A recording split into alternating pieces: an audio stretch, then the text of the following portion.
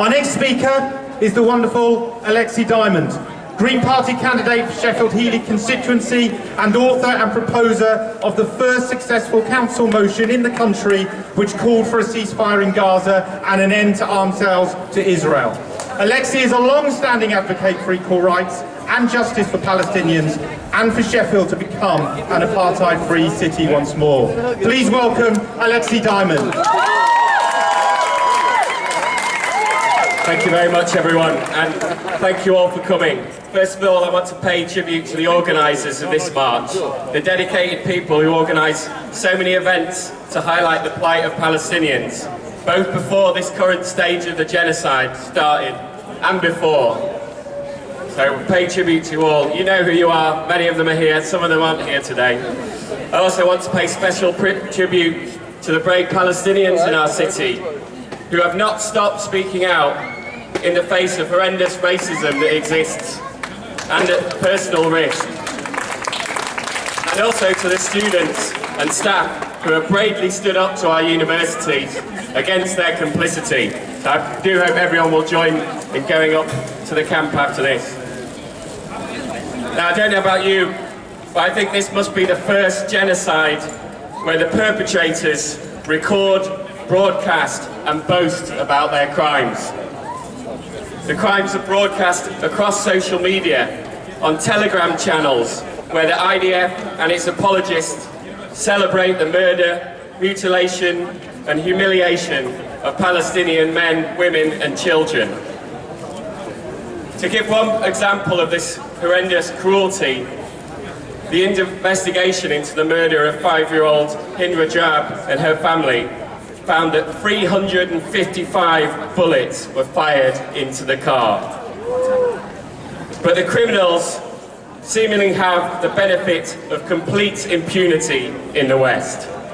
The media and the vast majority of our politicians meet these horrendous crimes with a wall of silence, gaslighting and denial.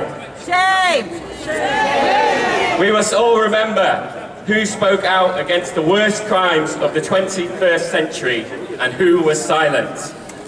Not a single Labour MP has attended a demonstration like this one, offered support or solidarity to their Palestinian constituents, or said that what they would do to end the genocide and bring the perpetrators to justice. Even the vanishingly few local politicians who have come, Labour politicians who have come and spoke at demonstrations, have been reticent to name the perpetrators.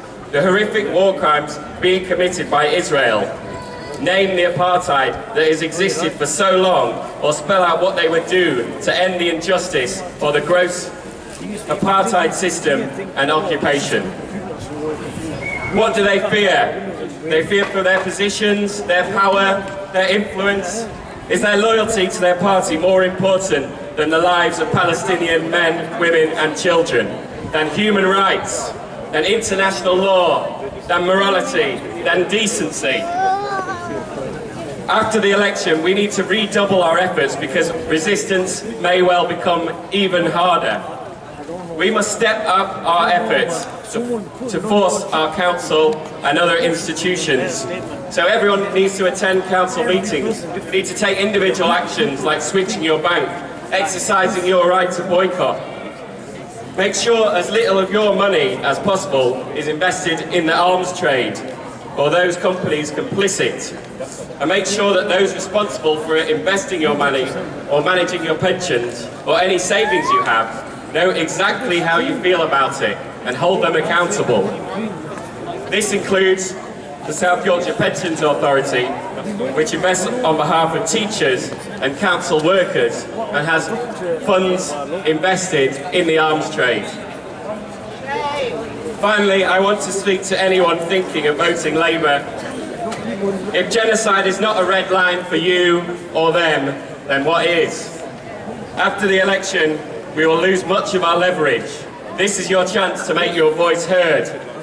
If you tolerate this genocide against the Palestinians, then your children could be next. Free, free Palestine! Free, free Palestine!